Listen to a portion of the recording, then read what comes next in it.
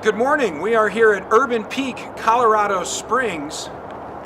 Beautiful facility hanging out right behind us. We're excited to see what goes on behind the doors. Come on with us.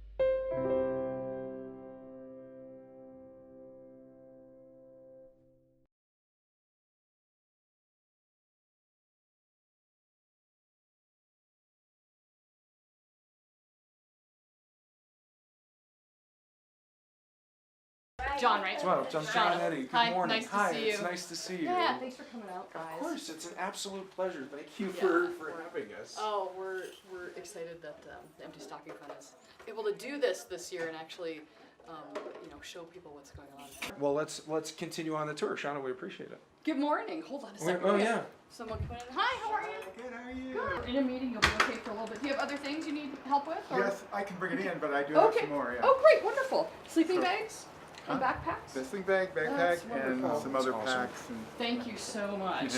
That's so helpful. So, what we do at Urban Peak in one of our 3 programs is a street outreach program.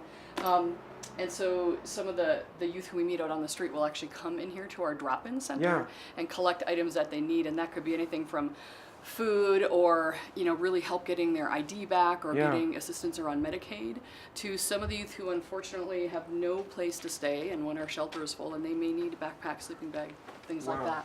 So, Here. oh, thank you. Thank you. that's some miscellaneous camping stuff. Appreciate That's that. It's a small tent. It's like you can't even stand up in that. Okay, It's in thank good you. condition. Thank you so And much. some more of Oh, these. great. I Some got warm weather and some backpacks. From the Great. P-Flag Oh, yes, newsletter, thank you you. said you needed these Yes. kinds of things, and I've been Yes. saving them, thinking about bringing them here, and That's I live way up wonderful. there. So, how about these shirts? Those are perfect. Those are great. They're in perfect condition. Really They're nice weight right now for what the youth are having to contend with out on the street. So, would you like a receipt? Yes. Let me get one set up for you. You came at an amazing time. We're shooting Yeah, for the Empty somebody's Stocking gotta walk Fund. through here too. Oh. Just kind of looking Nice, yeah. and seeing what the folks who work with the Empty Stocking Fund do inside their agencies. So we literally just saw it. So thank you. So Urban Peak does 3 things. We have 3 main programs. We have this shelter, which is the building that we're standing in. So it's a 20-bed shelter. I'll tell you a little bit more about that. We also have a street outreach program and a housing program. Wonderful. But this is our one facility. Everything that we do is located here at 423 East Cuchara, so just east of downtown. Awesome. And a lot of youth know this location. So we've been here since, we've been in this building since 2004. It was actually an old mechanic shop, tire shop. So it got repurposed for a better use, in my opinion. So it's pretty fantastic that we have this space. We're not actually going to go into our dorms right now, but I'll tell you about them. There's a couple of youth still sleeping in the dorms because they're working overnight shifts. Sure. So we have 2 dorms here, 10 beds each, so we can have 20 youth in at a time. We are almost always full.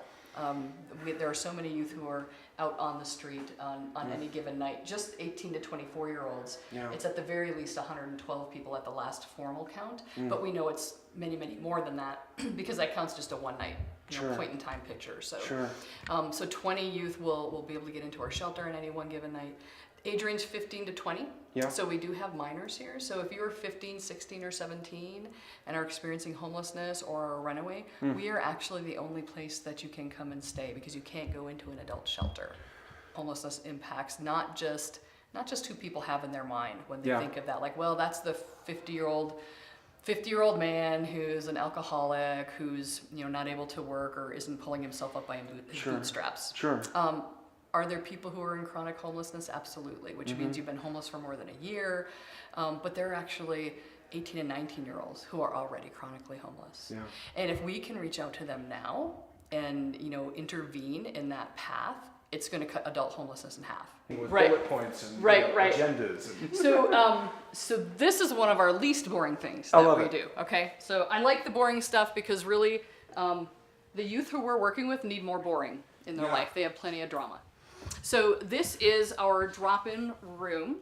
So this is a place where youth who are experiencing homelessness, who we're working with on the street in our street outreach team, they get to know us, and they might have 30 or 40 conversations with an outreach case manager, and then they say, hey, you said you had jackets over at your shelter, where is that again? So then they kind of take the step in and see our place, and we know that they're checking us out.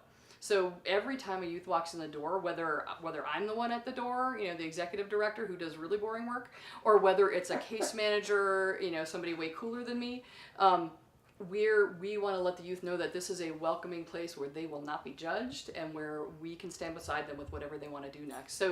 So in our drop-in center, youth can get all of the basic items that they might need, from socks or deodorant or a toothbrush, to bags, backpacks. You saw a donor just brought some things in, so that will help with our street outreach camping supplies and hygiene kits. All of that's going to be fantastic. And then youth who are staying in the shelter also can access these items, because most often when a youth comes in, sometimes they have a suitcase or a backpack, but most often they have very limited supplies of, they might not have left with a toothbrush or even socks. So they can get anything that they need. You'll see we actually have points on these bins, so when a youth is staying in the shelter, we provide them everything that they need, right? Food, shelter, clothing, and more than that, the real support that they need, and that acceptance, the unconditional positive regard. And then we start to talk to them about how, when you do chores, you're going to earn some points, and then if you need more toothpaste, you'll use those points for those. So it lets us have a conversation about personal finance, if you will. Yeah. So it's a kind of first step into personal finance. So let's say youth's been in the shelter for about a month and they've been doing chores. With your points, you can also get earbuds or Doritos. Okay. Cool. So let's say the day before, a youth's like, I want, I'm going to buy me and all my friends, Doritos. So they spend all their points on Doritos. And then the next day they come in and talk to a case manager and say, I'm out of toothpaste. Can I get some? And the case manager will say, so how many points do you have left? Do you have, 10 points? And they go, I used them all yesterday. And it's not as if we then don't give them toothpaste, because we certainly will, but it allows us to have that conversation around. So remember yesterday when you were making that decision? So, think about what other needs you're going to have instead of things that you just would like to have. So it's a really simple way to start helping people think in that direction. Wonderful. Frankly, I wish I had had that when I was 18. It would have saved me a lot of credit card debt. So, and I'll just do a super quick let you know about in all of our programs, there's some, throughout all of our programs, the key things that we provide. We have an employment education case manager, and we also have a healthcare coordinator. So if a youth, most youth we see have never gone to the dentist or don't have great experience with doctors, so we'll start to help them connect to those appointments. We actually have Peak Vista Community Health Services actually comes here on site every week. And assists us to get youth healthcare right away. It's another great Empty Stocking Fund partner. Youth spend a lot of time out here in our fantastic courtyard, especially when the weather is great. We're really grateful that we own this building. Again, we've been here since 2004. About 8 or 9 years ago, a local artist worked with the youth who were staying in the shelter at the time and actually designed this mural. So you can actually, a little bit closer, you can see it. I saw it from afar, Yeah. but it didn't hit me like this is. Yep. So you actually can read this mural. If you started on the left, and you'll see, on the left there, you'll see a youth kind of on his own in the darkness. And then as he finds Urban Peak, so those 3 blocks with those silhouettes in front of it, that's very similar to our logo. Huh. So as he finds Urban Peak, he starts to take steps to open up his mind and his life, and starts to see a better, brighter future for himself and becoming actually part of the Pikes Peak region community. So we love this mural, and all of the youth will end up asking about it and wondering what it is. It's also really sturdy because we play handball against it and can do other fun things. So, yeah.